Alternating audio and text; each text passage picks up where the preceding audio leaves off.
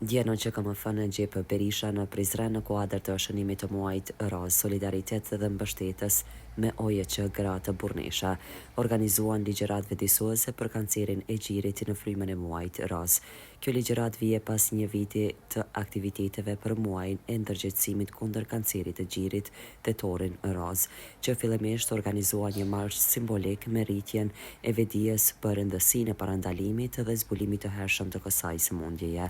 Drejtoria e Shëndetësisë, duke ju bashkuar kësaj fushate, ofron shërbime adekuate gjatë këtij muaji në kuadër të qendrës kryesore të mjekësisë familjare QKMF,